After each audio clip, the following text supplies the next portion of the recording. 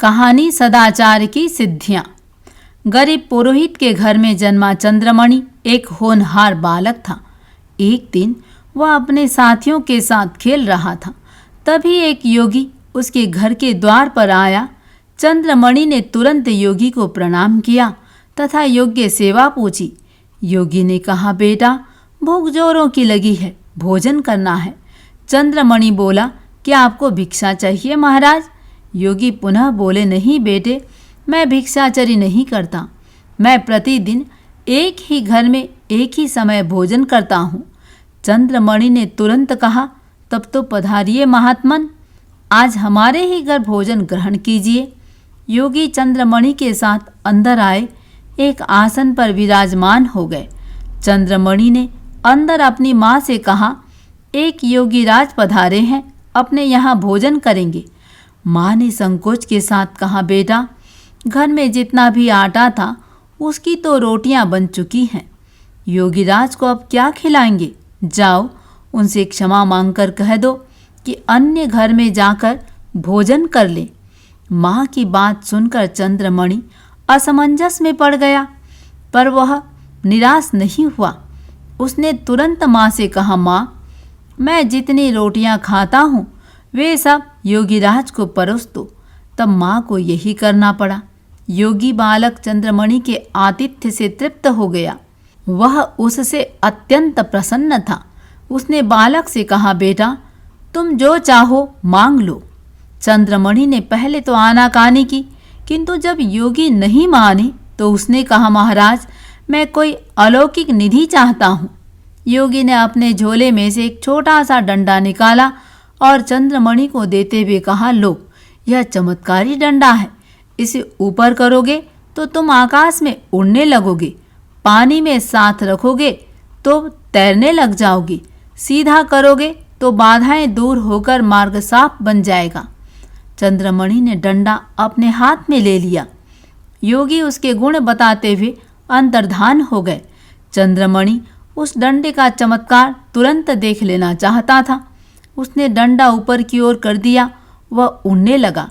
डंडा नीचे किया और वह नीचे की ओर उतरने लगा। वह एक झील के किनारे आकर खड़ा हो गया। वहां उसने देखा झील में कुछ परियां वस्त्र उतार कर स्नान कर रही हैं। उसने चुपके से एक ओर रखे वस्त्र उठा लिए और पास में स्थित पलाश के वृक्ष पर जा चढ़ा। जल क्रीड़ा के बाद परियां झील से बाहर निकली। सब परियों ने अपने वस्त्र पहन लिए, किंतु नीलाक्षी नामक प्रमुख परी के वस्त्र नहीं मिले। वह व्याकुल हो उठी। तभी उसकी नज़र चंद्रमणि पर पड़ी। वह सकुचाई और पुनः पानी में कूदकर अपने वस्त्र देने की प्रार्थना करने लगी। चंद्रमणि ने कहा, मुझे कोई अलौकिक वस्तु दो तो वस्त्र मिलेंगे। नीलाक्षी ने तुरंत हाँ भरी। वह बालक की निर्भीकता से बड़ी प्रभावित हुई।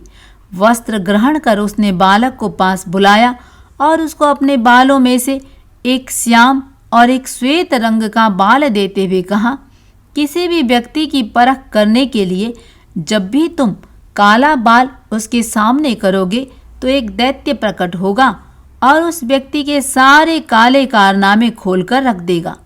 जब सफ़ेद बाल आगे करोगे तो एक देव प्रकट होगा जो उस व्यक्ति के समस्त सद्गुणों का वर्णन सुना देगा। उसने चंद्रमणि को बालों के अलावा अपने कानों के 2 कुंडल भी वत्सलता पूर्वक दे दिए। चंद्रमणि नीलाक्षी से विदा लेकर सीधा अपने नगर कंपिलपुर पहुंचा। अब नगर के प्रतिष्ठित लोगों में उसकी गिनती होने लगी। एक दिन की बात थी। महारानी के गले का बहुमूल्य रत्न जटित हार यकायक गुम हो गया। सैकड़ों राज्य कर्मचारी और मंत्रीगण की भारी कोशिशों के बावजूद चोरों का पता नहीं चल सका। राजा ने चोर का पता लगाने वाले को आकर्षक पुरस्कार देने की घोषणा कर दी। नगर में यह घोषणा भी प्रचारित कर दी गई, जो कोई चोर को पकड़वा देगा उसे 1000 स्वर्ण मुद्राओं का पुरस्कार मिलेगा। चंद्रमणि राजा के सामने पहुंचा और बोला, स्वामिन, राजमहल में जितने भी लोग काम करते हैं उन सभी को मेरे सामने उपस्थित करें, मैं चोर का पता लगा दूंगा। राजा ने पहले तो विश्वास नहीं किया, किंतु जब चंद्रमणि ने गंभीरता के साथ अपनी बात कही तो महल के एक एक व्यक्ति को उपस्थित होने के लिए कहा गया। सभी स्त्री पुरुष आने लगे। चंद्रमणि ने काला केस आगे किया तो दैत्य उपस्थित हो गया और चोरी के संदर्भ में बताने लगा। महल में एक चंद्रिका नामक दासी थी। ज्यों ही वह दैत्य के सामने उपस्थित हुई तो दैत्य ने बताया, हार इस दासी ने चुराया है और वह नर्मदा के दक्षिण किनारे पर छिपा दिया है। चंद्रमणि के कहने पर दासी को रोक लिया और कहा, राजन, हार की चोरी इसने की है। सुनते ही सब चौंक पड़े। राजा के सिपाही तुरंत नर्मदा के किनारे जा पहुंचे। उन्हें हार मिल गया। राजा खोए हुए हार को पाकर अत्यंत प्रसन्न हुआ तो चंद्रमणि की विद्या से भी प्रभावित हुआ। उसने चंद्रमणि से कहा, मैं तुम्हारे जैसे होनहार बालक से अत्यंत प्रसन्न हूँ। तुम जो चाहो वह मांगो। चंद्रमणि ने कहा, महाराज, आपकी कृपा से मैं सभी प्रकार से संपन्न और सुखी हूँ। मेरे माता पिता आपके राज्य में चैन से रह रहे हैं। मैं चाहता हूँ कि विश्व के कोने कोने में जाकर चमत्कार दिखाऊं और बुरे लोगों को पकड़वाऊं।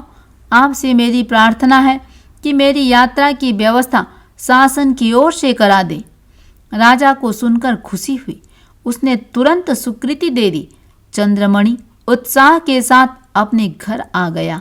उसकी वृद्धा माँ ने जब सुना कि चंद्रमणि केवल चमत्कार का प्रदर्शन करने विश्व भ्रमण करना चाहता है तो उसे बड़ी निराशा हुई। वह उसे अपने धर्मगुरु के पास ले गई। धर्मगुरु ने चंद्रमणि के साहस की प्रशंसा करते हुए कहा, तुम्हारी यात्रा को तुम चाहो तो महान धर्म यात्रा बना सकते हो और लाखों लोगों का उपकार कर सकते हो। चंद्रमणि ने पूछा, वह कैसे गुरुदेव? गुरुदेव बोले, तू चमत्कार तो दिखाएगा ही, यह भी बताएगा कि कौन कितना पापी है, कौन कितना सदाचारी है। यदि उसी समय तू लोगों को यह भी बताए कि वे यदि 7 व्यसनों को छोड़ दें तो उनका जीवन सुखी बन सकता है। चंद्रमणि ने पूछा, गुरुदेव, वे 7 व्यसन कौन से हैं? गुरुदेव बोले, मानव जीवन के शत्रु 7 दुर्गुण ये हैं: जुआ खेलना, चोरी करना, शराब पीना, मांस खाना, वेश्यागमन करना, परस्त्री गमन करना तथा शिकार करना। चंद्रमणि ने कहा, यह तो और भी उत्तम कार्य होगा गुरुदेव। मेरी यात्रा को मैं धर्म यात्रा ही बनाऊंगा। आप आशीर्वाद प्रदान करें। चंद्रमणि यात्रा पर निकल पड़ा। वह डंडे के बल पर आकाश मार्ग व जल मार्ग से शीघ्रता से सब जगह पहुंच जाता। वह जहां भी जाता वहां सैकड़ों लोग उसका स्वागत करते और उसके सम्मान में बड़े बड़े आयोजन करते। चंद्रमणि अपने चमत्कार से लोगों के गुण अवगुण पाप धर्म आदि का रहस्य खोल कर रख देता। अपने दुर्गुणों की कथा सुनकर लोग चंद्रमणि से मार्गदर्शन चाहते। चंद्रमणि उनसे 7 व्यसनों का त्याग करने की सलाह देता, जिसे लोग सहर्ष स्वीकार कर लेते। इस प्रकार हजारों लोगों को उसने विभिन्न व्यसनों से मुक्त किया। 12 वर्ष की महान धर्म यात्रा के बाद चंद्रमणि अपने नगर में पहुंचा तो सारा शहर उसके स्वागत में उमड़ पड़ा। स्वयं राजा ने उसकी अगवानी की। चंद्रमणि ने सबको अपनी यात्रा के अनुभव सुनाए। नगर के हजारों लोगों ने भी 7 दुर्व्यसनों का त्याग किया। चंद्रमणि की जय जयकार होने लगी। कथा बोध कहता है, शिक्षा का सदुपयोग मात्र मनोरंजन, लोकरंजन व आजीविका के लिए ही नहीं, जन उत्थान व जन कल्याण में भी होना चाहिए।